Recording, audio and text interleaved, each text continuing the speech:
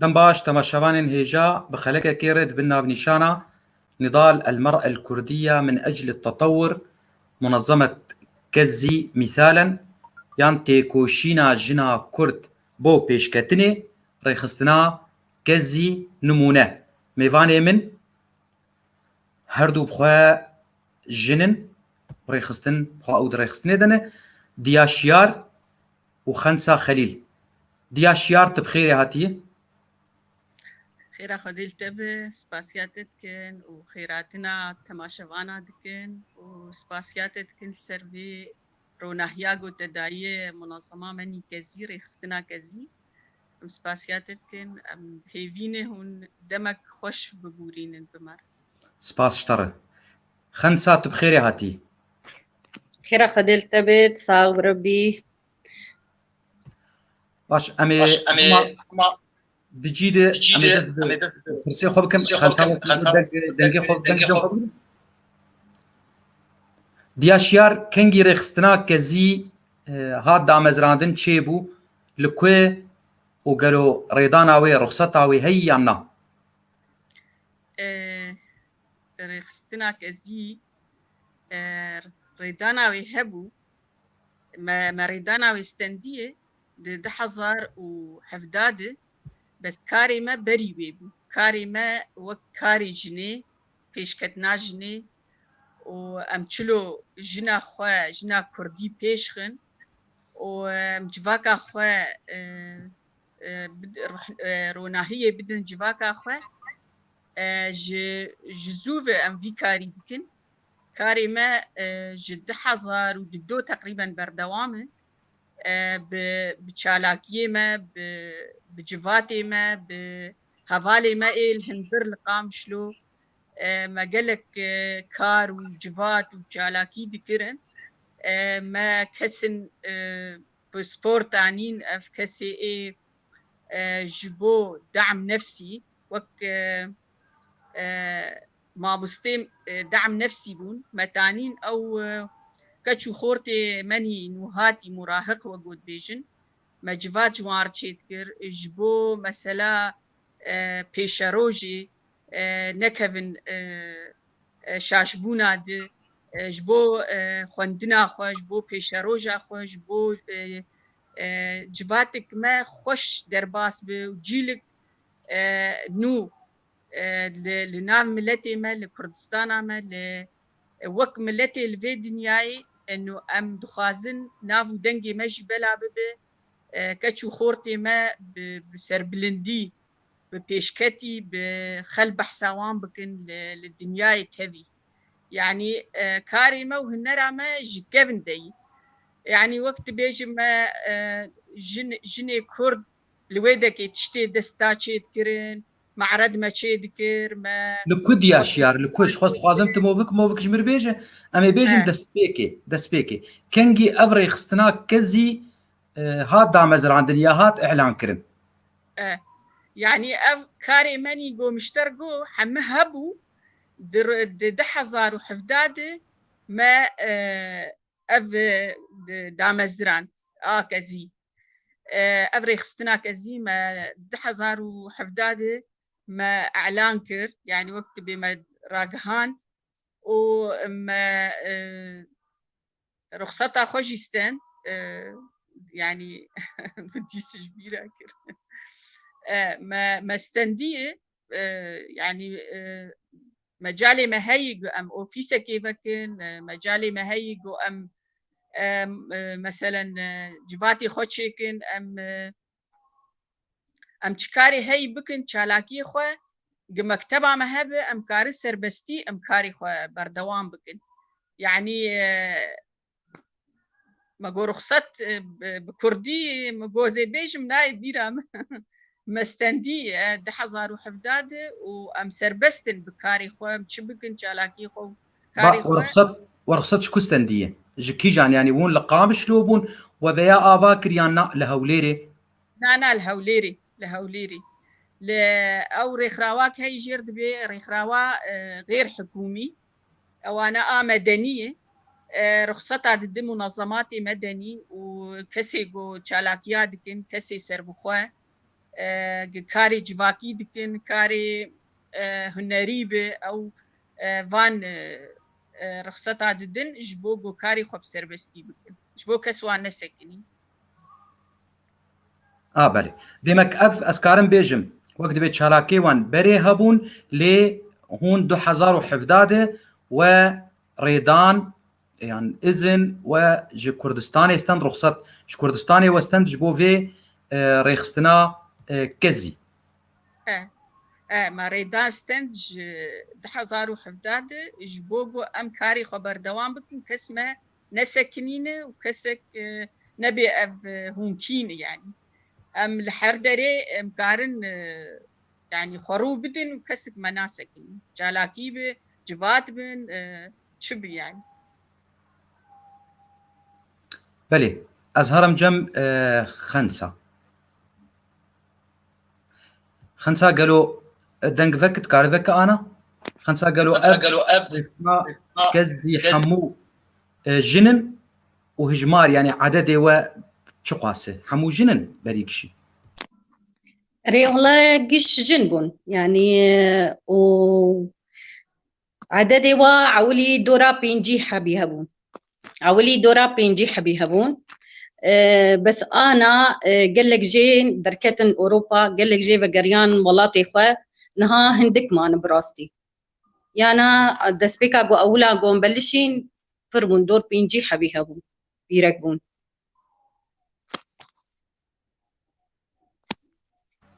باش ديمك دور دركتن وان شي قال لك جي دركتن اوروبا قال لك بقريان جي خو وتدي اف شبار دو كورونا جي دركت براستي ما امولو قال لك الهبنا جيفيان شي ندبو بو مرو دركبي مرو هر جواتا هر جبو برسا تشتابكين يعني مناسبات شيدون ما نكاريبون جبر بي كورونا براستي ما نكاريبون بلي تكاري جادن جم أزهرم جم دياشيار أرمانج وأهدافي في رخصنا وتشنك كزي أرمانج أما جبي رخصتني إنه أمجنا كرد بيشخن جباكا خوا بيشخن يعني أم دخوازن جنا كرد وك هر جنة يقول بي دنياي بيشكتي لمالا خوا مقاتب الزاروكي خوا لجباكا خوا د پیشروجه ده کارب زاروکی خو راستو رحمی خودی بکه جالیه تندرستیه جالیه خوندنه يعني ام دخوازن جنا كرد لسر نجي خوب سكنه جنا كرد برد جنا كرد زيرك وشالاك يعني ام دخوازن انه جيل بيجي وك بري يعني وك نمونش تربيجم جنا كرد خديا ماليبو يعني ستونا ماليبو دايكا كردا ميواني ويب هاتانا اسلام المال بان المال با دايكا كرد ميواني واجبي ميواني خراد بو كاري چولي دكر كاري شينكاي دكر كاري مالي دكر زاروكي خو بريكو بيك دكرن ام دخوازن اما هدف همش به ارمان جامجه چیه انه جنا كرد المالا خو زاروكي خو مقاتبه وجنا كرد لسرنجي خو بسكن اول بري هر تشتي يكم لخوا خو گهداري بك خو پیشخینه بكاربه جباكا خو پیشخ جعدا خو پیشخ او جنا كرتي خوستن ولغور وي يعني امزانن جنا كرد لغور وي باري يعني او تشبار بسر مليوي كار هلجري يعني ام هيفي دكن وهدف عمجي امجي الي كاريا وي بكن يعني دبي مرحله انه ارمان جامجي ابي يعني بله دياشيار دبي دمات شو ابوريج دسبيكا كزي رخصنا كزي دز بكاري خوكر هون بتشي چالا كارابون هون بتشي كارا رابونه ولو جمر يك بيش قد بالا تدب يك شمر بيش چالاكيه ما او خهر مثلا ججنا جني صالي تدي 8 مارس دي ام رادبن چالاكيه دكن اوايا ام سرخو درباس ناكن وك مثلا يعني جباتك بتشوق بمزن بتشتي امكانيش دستي ما درتكتن ما جنا كردر ام دكن جا وك مسابقات ام تشي دكر مثلا تشتي ديروكي ما دقوش بو آفاقي جنيف ربب يعني جبو حر تشتي زانبه آد دوا مثلا تشتي قول بر لكردستاني تشيبو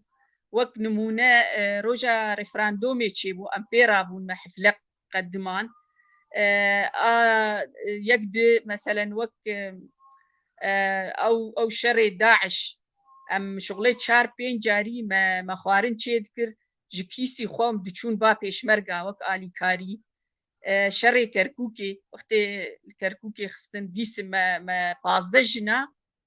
مش كيسي خو خوارن چکر و با آلیکاریا هن برادری منی بده ام چون با پیشمرگا و ما پیشگرتیا وان کر و افتشتیولو وقت نمونه ما درزي كردي وك مثلا فير كرنا زماني كردي مثلا وقت كاربيج ناحية دورة هوليري يعني نكام ناحية هاي وك أنا مثلا تشقامش له هرع عمودي أم دتشون وي باجاري ما درس دا وك مثلا فيركرنا تشتي دستا وك أعمال يدوي يعني بعربي جير دبيجن وك نقش تنتنا صوف أب ما خلق فيركرنا ما دوري خياطة فكرنا مدربة ما قالك هن يعني مدربة إيه خياطة هن كوفيرة هن إيه حياكي هن يعني ما شاء الله جنا مني كرد قالكي شالاك وزيرك يعني أنا أم أوفيسي بكن مدربة ما جاهزن يعني بس تشتي هاي مثلا دعم جمر لازمه ما وقت دعم نفسي جي ما محاضرات شيكرنا ما تختور تانين مثلا از دچوم با تختورة متقول والله جباتك ما هي متخازن وجوار بيشتغل مثلا تختورة بيركا بون ايه شعفا ايه هستيا ما حرجاريك تاني جبيركا تشتغلين جوار مثلا توعية يعني وك تشلو هني الخوم قاتبن تشلو جوار باش تشلو نباش مثلا افجي آلي كاريك بو امش بيركا وحتى انا جي هجر مجالي ما تشيد ام فان كاري خبر دوام بكت بله کارێکی باش و پیرۆزە ئەوان کاری ولو ڕادبن وڵە اون تێرا خۆ هەنە ها كاري ما هري جرينج ازقلكي ليم قاتم كتشو خورتي ماني نوهاتي جبو نكهفن شاشبوني ده يعني قال لكي ام السروانا دخبتن وجبو خندنا وان جبو بيشارو جوان ام تخوازن جيلكي يعني تبيج نموذج دركب باشه از هرمش خواه جم خنساس خوازن بيجم چه اشکنجه چه عقبه لپیشیاوه بون دوی ریخستنا کزیده ریخستنا کزیش بو پیشکتنه و تایبت بیرک بون چه اشکنجه بور چه بون چه زحمتی چه تعدی چه بالپیشاوه ریخستناوه و الپیشیا کاری و چه بون چه بون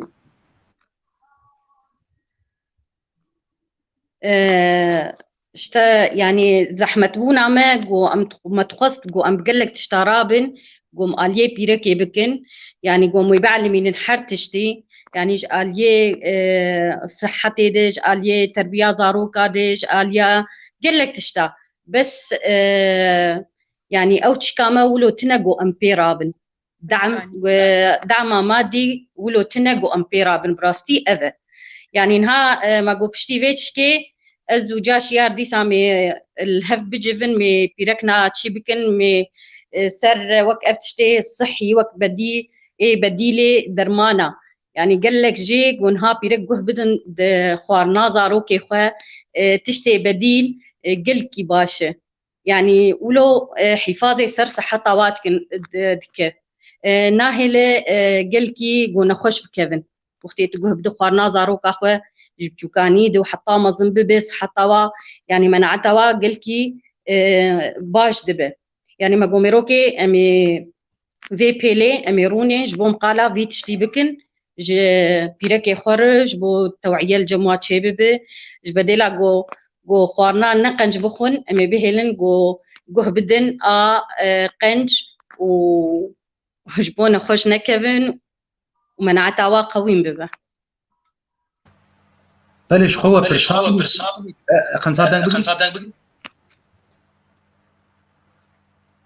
خنصاد ديا شيار وبرسامني دن كشت ونهشت ام بيجل وكرق كن هي مبوبه دليك ازيب برسم بلكي ام نزانن جبوق مثلا درافي ابوريا مادي مخصص شوار بيجم مش دسبيكاوي حرا روجا ايرو تدعم جوارها تي تدعم مادي يا معنوي تبيج داويه زي كومنت تماشاوانا جيشتر بخينم تدعم جوارها تي يانا ما تدعم جمرنا هاتي كاري ما جيش طوعي جبيري كامي ام خل هف جفيان وقت مشتركو دسبيكي ام الهف جفيان وكاري خو ما اف قرايا طرح كر سرجنا چند جني ما هبون ما شخور طرح كر وما اف كار كر بس كس دعما مني مادي ناكي ومعنوي يجي يعني جارنا هنك دعما ما تكن انك مناكن بس مادي ابدا كسي دعما ما ناكل يعني جارنا ريخستن هنا ام دخوازن خو بقي نوان ام دبيكاني مثلا جبو جواكي جبو مروفاتي جبو مثلا وك نمونه انه دبي مثلا شري يقول سوري تشيبو اف خلكي بهنابر بون قلكي بحاجتي في كاري جو امدكن يعني افكاري دعم نفسي مثلا زاروكا مثلا زواج قاصرات مثلا زواج بچوچك يعني خلق زاروكي خود دان مير جبرگو نکاری بون وان خودی بکن جبرگو مثلا جواکی گلک گندلی تیدهبو دخواستن زا کچکی خو بالاخص کچکی خو بدن جبو مثلا نافو دنگ نی سروان يعني گلکی دبي مثلا جو حرب وشر تشيبو تعدل ملتي مهات اف كسي جو بنابر بون گلکی تعدل وانا هاتي يعني اف ريخستني ناف دولتي جرك لكسي وك ما بقارن لكسي وك ما بقارن چه قاسي ام چون جمان دقو هرن كامبا براستي مالي مل هوليري ام نكارن هرن لكامبا بردوام بكن يعني بس هك دعما ما هبجي ام يكارن هرو بين بس مواصلات جمرد بي بهاي يعني مثلا مادي تعدل مكري كارمة قرتي يعني ام دمالي خد شيء دكن يعني هجر اوفيسا مهبه هج مواصلاتي مهبن كسك بشتامه بقري امي قالكي چالاكين باش بكن يعني وفعلا ام جدلو جان دكن جبو ملتي خو جبو بيشاروجي ملتي ما سرنجي خو بسكن دولاتكي باش دي وكردستانك ازاد ام بجين يعني ام كاركي براستو رحني دكن بس والله مثلا دعم مادي كسيش مرنا قدماندي اتخوازم ازهرم جنب خنسة ازبيجم قوتنك تا تجنا كردر بيجم جبرقو انا افكاري وكريه هناك وقت بيجن خبرت الجو تشيبويه تي تش قوتني جنا كرد بيجي تش كتش بي تش بيرك بي يعني تش بچوك بي تش مزن بي جبو بيشكت تمام مستا براستي ام تخوازم بيرك مي كردا بيش كيفن يعني زانب من حرتشتي وبعل من حرتشتي وشلو مالا خو مقاتبين الزاروكي خو مقاتبين قه بدنوا براستي اف تشكامية بله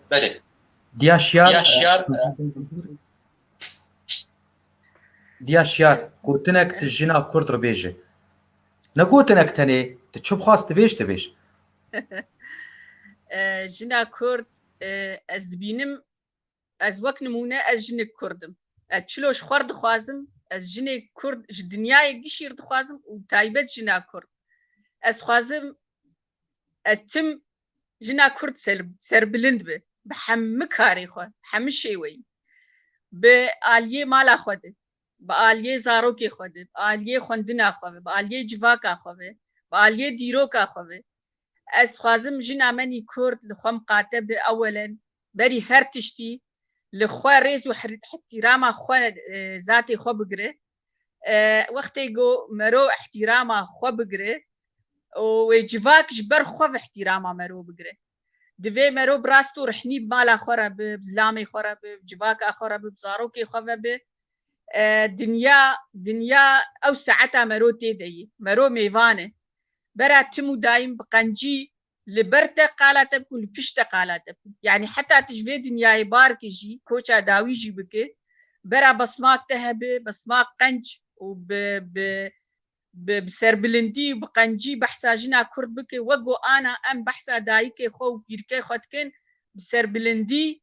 جنا كرد ديروك باراستي جنا كرد زمان باراستي جنا كرد تيروك وستران وآوازي قوتين حمش بردوي جنا كرد هاتيه حتى روجا ايرو بحزار صالة جنا كرد ديروكا خو باراستي از خوازم جنا منی کرد پیش روژه ده و ده روژا ایرو ده و هر گاوی ملتکی منی به آزادی و دولاتکی آزاد دولاتکی سرکفتی ده کردستانک سر بخود ام بجین و لزمان خودی درکم زمان من اسناما می هر مروفک لوی دنیای بزمان خود گریدایی ام وک کرد لزمان خودی درکن لدیروکا خودی درکن و زمان خود بنویسن و بخوینن و اسپاسیا ودکم و تایبت جنا کرد خودی درکن و المالا خو زاروکی بیجن دمک کنده گوتنا داوی چه اجمر دبیج گوتنا داوی ام تخازن براستی هنک گو في منظمه مرابن گو ام کاربن علیه بیرکی خوی کردا بکن ام و پیشخن و ام فيت دا خوازي يتخازن براستي وهناك آلية مبكن وتصاغ وساعتها وخوش و ما لا وقوة صاغ هو برسجريك دنگ و دنگ چه دبت دنگ لمه ودگره جبولو ولو قوام تبيفو از تبيفم نا ولو بهساني چه نابه تصاغبه دياشيا قوتنا تيداوي قوتنا داوي اسباسيات دكم ساعتها تخوش قوت ولو روناهي آفيت سر منظمة ما و اجي هيفيد كم داخوازك مهيك كسي خودیه جواکی بن لما خودی درکن گم کاربن کاری خبر دوام بکن ام اوفیس کی وکن ام کاربن چالاکی خو بکن جبو وی ملتی جبو پیشروش زارو کی ما جبو وان کسی منی پنابر هاتن ویده که بحاجتی من براستی بس کس لما خودی درکن گو ام جی کاربن لملتی خو خودی درکن د پیشروش ده ام کاربن سرنگی خوب سکنن و ام سپاسیا و تبعد كن كسي المد تماشكر سپاسياتك ما مسته و بمين خير وخوش كده و ساعتها تخوش